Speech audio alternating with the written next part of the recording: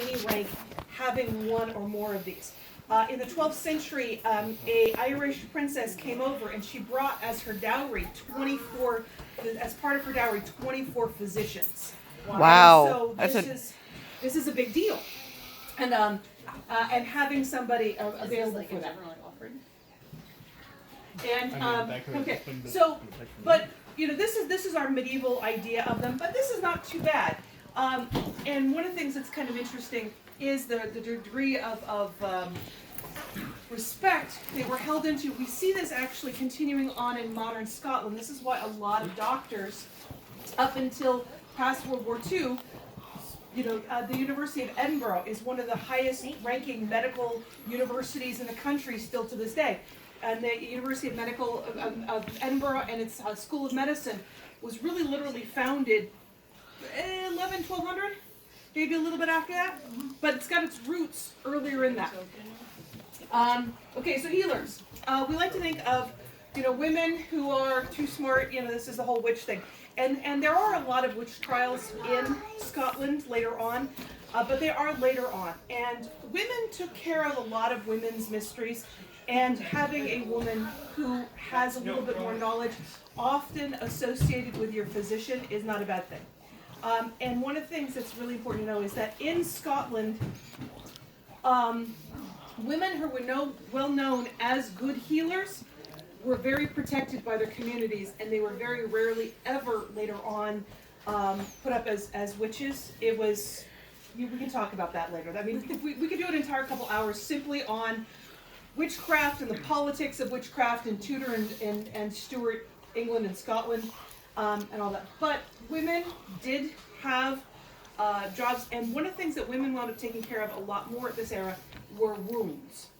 So blood was considered the gateway of birth, and blood is a lot associated with so that kind of thing. Women were good at stitching, and we did do stitching at the time, but this was also considered kind of that more purview of women in terms of medicine. Men were still considered much higher ranked when we're talking about medicine, but they looked at balancing the humors and understanding how to balance the humors. Women took care of the messy stuff. So the nurses. So they did the real work, right? Nothing's changed. Nothing's changed. Okay, so we've got the four humors as our basis, and that's what this physician thing is. But how we deal with it and what goes on is kind of based a little bit on sympathetic magic. And we don't call it sympathetic magic, but that's the thought process behind it. So if you've got something like, okay, in the middle, those are called figworts. And they're used to treat hemorrhoids because they kind of look like hemorrhoids. Okay, now they happen to have some good astringent properties. So it causes things to shrink up, so this is good. But so lungwort was so called because it was used to treat ailments of the chest and all this. Now, going back to this, you see that chart over there on the left? Here's the thing. We, those little magical, mystical creatures that make us sick, right? The entire period is much more direct. If your head hurts, you put something on your head. If your knee hurts, you put something on your knee, right? If you've got toe fungus, we would have looked at somebody and said, well, you should take this pill. Okay, because that's your digestive system. That's, we don't take a pill to your toe fungus. If you've got fungus at the feet, do something to it. It's all very back and forth. Now, there was a little bit of, if you've ever done, like the whole chakra thing, or I've lost the word for it, but the pins and Chinese. Acupuncture. We did have some of that. So the idea was if your disease makes you too phlegmy, there are certain parts of the body that trigger the production of phlegm to either raise your phlegm levels or to get it out of you so that you can lower your phlegm levels. So we had a little bit of that going on.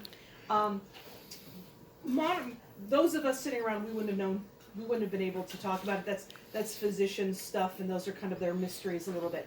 But it is there, and understanding if your throat swells up because you've got a goiter, you don't actually treat the throat in that point in time. They would treat that. They actually would have treated that intestinally as well. So there's all kinds of things. And the other fun thing about this is, seriously, this is a chart of urine colors. Looking at your pee was definitely the province of the physician. And this is something that they would have done, and we would have done. So all of this. One of my favorite things over there is there is a disease that causes your urine to be blue. And that's up there. So apparently it was cancer. King George III had it. Porphyria. Porphyria. And but they didn't treat it correctly. They thought it was caused by other things, but they looked at urine. You would have had a long conversation about stool formation is a big thing. Whether or not It still is. Consistency. Seriously, like there is a book out there like "What is your poo telling you?" Yes. We would have been all over that. No more sending me pictures of poop, please. Asking me if you're healthy, please. I will say, I have seen 20th century, 1920s, 1930s, calorimeters, which are simply different colored liquids all set out to compare to urine colors. Yes, So absolutely. that was used long time. Oh yeah, there's actually a couple UPS. recipes that people would have Send used them to my child. that you make up out of dyes to compare, so you have this comparison. And we did have early pregnancy tests that were about 75% accurate. And it's kind of fascinating. It generally involves frogs. And basically what you do is, you have the woman pee on the frog, and if the frog lays the eggs, then she's not pregnant. If the frog doesn't lay the eggs, then she is, or something. It's the other way around, maybe. It depends on the species of frog. But seriously, and it's only about 75% accuracy, so it's not like it's a positive, but It's better than random though. it did, and there was some. So like one of the things that happens is there's some chemical changes that happen, and so there's a few dyes that if a pregnant woman, you use the urine of a pregnant woman. By the way, all dye recipes involve everybody's pee, and sometimes weird pees like use the urine of a white mare, but that they could have caused small changes in them, and so you would have seen like a slightly more orange color than a yellow color. It's all good times. But once again, we could do an entire hour on just weird Scottish dyes, most of which, by the way, are toxic. So now, faith also played a big part of this. That is a 18th century painting of the Isle of St. Melruba, and you can kind of see it out there. We had all kinds of holy wells, and we were chock full of saints. Okay, now many of those have been taken away by the Vatican at some point now. But seriously, everybody had their saints, and we of course have St. Melruba. But there would have been saints all over. There would have been holy wells, and different wells would have given you different water that you could have used to make things or do things. And to a certain degree, like a lot of the faith-based stuff is the stuff you're going to go out and pick. You pick on specific saints' days because it imbues more power to it. You can go like white heather picked from a graveyard on certain days is the best heather to use if you're talking about dealing with scabs and sores and stuff like that. So there was an element of this behind when we got it and when we used it. And there were a lot of the wells. I'm going to tell you right now, wells are the big thing. Okay, so let's talk about some terms. These are fun because this is what we use. Right? We are all a bunch of pill popping people. Okay, that's what we do, right? This morning, actually, I woke up with a sinus headache, and I took some Advil and some allergy medicine. I'm feeling much better. But our medicine cabinet was fascinating and fun, and we start because these are all alphabetical with my favorite, which is the bolus. Now, the bolus is a lozenge for your other places. Okay, pick a hole. That's what you can put a bolus in. Now, the fun thing is, that down there is a bolus maker. Okay, a suppository maker. But you would have had wood ones, and if you had any rank at all, you would have had somebody at some point in time make you a custom bolus mold. Just for you. Just for you. So you could have, size, shape. Now, one of the fun things about this is going into women's medicine. Years and years and years ago, I hesitate to say the word decades, but probably that's more accurate. I was reading a romance novel. Please don't. I was reading a romance novel, and after childbirth, they made this, what I now know to be called a bolus, to insert into your hoo-ha, your vagina, the baby canal, whatever. And I was appalled by this. But as I did this research later on, the stuff they put in it are all antibacterial, and they're dilators. And that means they're gonna, they stop bleeding. And so when you're looking at someone who's had a traumatic birth afterwards, this is actually probably a moderately effective thing to do. But, so all that. But anyway, most of these are not like, you're not shoving weeds up anybody's, Thingy-madooger. once again, think about it. Orifice. So these were mostly fat. Puffin fat, by the way, was very popular for this at the time. Plenty of that. Just so you understand. But you would have taken really super finely powdered herbs, and sometimes the occasional tincture, which we'll get to later on. And you would have basically made, little preparation H suppository, but we called them boluses. Anyway, so that's all some fun stuff about that. Okay, so decoction is a word we would have used. So decoction is going to be differentiated by a couple other words later on, because you boil the plants and then you strain it and you've got the liquid left. Tea. So normal tea is actually different, because you're not boiling the tea like really literally, like you have a boiling pot and you put for decoction. The difference is, you boil the leaves. Instead tea, it's more like water. soup. You don't steep it. You're not steeping it. You're boiling it. Okay. And so depending upon what it is, and that's what you're you do. Okay, essential oils were relatively popular. Well, that's an oil distiller. We probably would not have had a lot of these. Most of our oil distillation would have come from something called enfleurage. And basically what you're doing is you're looking at, basic science, right? One of the things about oils and fats is they don't dissolve in water, right? But they often will dissolve in other oils and fats. And so you use an oil to dissolve an oil. All right, so like, a weird thing is, so like if you get road tar on your clothes, you can use WD-40 to dissolve it, and then you can use an enzyme-based soap to get the oil WD-40 out. So that's one of these things. So like if you ever get tar on your hands from the beach, you go use baby oil and it dissolves it off of you. So you have to use an oil to dissolve an oil. So this would have been very common.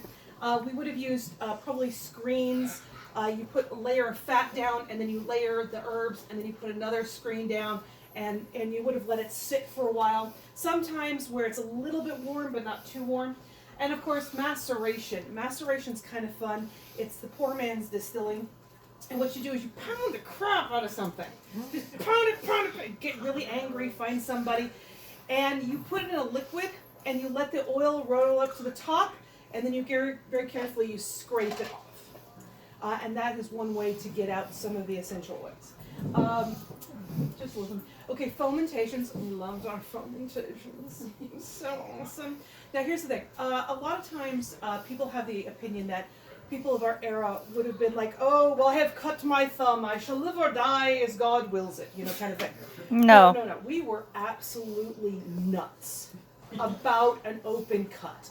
Like, really, literally to the degree that if you saw somebody and they had a cut on their arm, you would go up to them and go, good mistress, you should get something for that. Because walking around was bad. I mean, just bad. Like, even putting clay on or something. Goose church was popular in England. Oh, God. Well, yes. So we're Scottish, and we liked our puffins, so we cannot throw bird grease around. Let he who doesn't use some sort of weird bird grease go.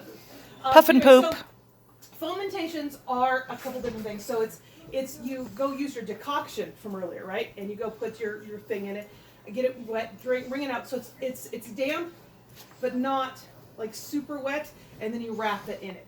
They also had dry ones, and this is going to be more like a hot water bottle, but we wouldn't have had hot water bottles. We would have used bladders from like pigs or cows, and you fill it up with hot water, or a combination of some warm rocks with herbs in it, and then you put that on there.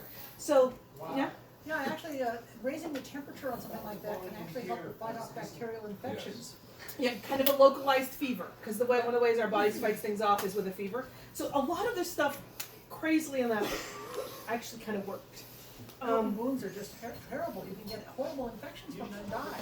Exactly, absolutely, and and we know about this is something to understand is that really, some of this stuff works. Some of it doesn't work as well as our stuff today, but we weren't the people we were playing, we're not stupid. You can see what works. Yeah, and this is hundreds of years and generations of trying stuff out. Okay, so an infusion. This is a tea. So an infusion is where you're going to pour hot water or cold water over herbs to let it go through. And you can let them steep, often in bags that we remove, very much like making tea. I'm going to go faster. So liniment. Liniment's fun. Liniment is generally something considered for massage. You're going to rub it in. And you can use oils or alcohol, sometimes a combination of both. So witch hazel, very commonly used. We still use it today. It's still pretty good. Eucalyptus, Vicks Vapo Rub. This is what we're thinking about with this. So, but liniments, decoctions, fomentations, everyone's favorite, bolus. Right. Okay, so lozenge. This is a bolus for your mouth. Okay. And they would have looked a lot like this. So if you're going to have to use a cough drop, honestly, those Ricola would have been. It's very much like that. Yes. It would have just been like something like slippery elm or mallow, something that makes a nice hard case that you can make it, or even candied, because you can get some of these some sugars and beet sugars and honey's hard. Isn't the tablet? Yeah, tablet is kind of a is that, but it's a tasty treat. No, they actually used it to. You could have put herbs in. Yeah, you used that was a way to give medications, was mix it into tablet when you're making the tablet. Absolutely. So Our that- tablet maker's gone. So lozenge instead of whatever it is we call it. Yes. One end versus the other. Okay. Now, oils. When we talk about oils, we're not talking about like we would have discussed then. So like, olive oil or Cod liver oil. cod liver oil, all those things like that. Generally, we're talking about things that have been flavored a little bit. But some common oils that we would have used in other concoctions are, now the Elizabethans, the English people, they love their almonds. God, they love their almonds so much. Okay, everything is almond. I'm allergic to almonds, so this is a problem for me. But we would have used rendered things like beef fat, a lot of sheep fats, and we are just lots and lots of the birds we get. You can hold up over a steaming pot, and the oil will literally drip down over them, and we would have collected that oil. Very fatty. But some of these would have been very fancy. You could bring them in, but there's a lot of nut oils as well that we would have had some access to. Let's see. Okay, ointment and salve. It's exactly what it is still today, and it's a solid fat as opposed to a liniment, which is a liquid fat. Those are the two big differences when we're talking about it. Beeswax was a big one that was used for this as well, if we had access to beeswax, which we don't because there's not a lot of big beehives in northern Scotland. But it's something we could have traded for. Okay, pills. We did have pills, we did take pills. But what they were is they were often a little bit of fat and then they were dipped in something. Beeswax, some sort of oil, some sort of waxy solid coloring. Now, if you were rich and you were fancy, sometimes they would have coated them with gold or silver as a way to get them to go down very, very easily. Very fancy. And they were made up almost right there. Now, one of the things that we do have at this time period is that very early on, Charlemagne, one of the things that he said was that physicians cannot provide their own medicines. That is, and basically brought out the apothecary, that you had to write a receipt, a recipe, a prescription for medicines because the idea was to keep physicians from dosing people and paying for medicines they didn't really need. So if they're not making money off the medicines, then then he considered that to be a little bit more ethical. So we can thank Charlemagne for the problems that we have now. Of Anyway. doctor and pharmacy not talking to each other. Well, Could have been worse. We could We have could the have the money for the doctors same trying to make exact money thing. off of it. now Directly. this is a job that women did in the Highlands often. So the rough equivalent of the apothecary to do. All right. So a poultice, love a good poultice. Okay.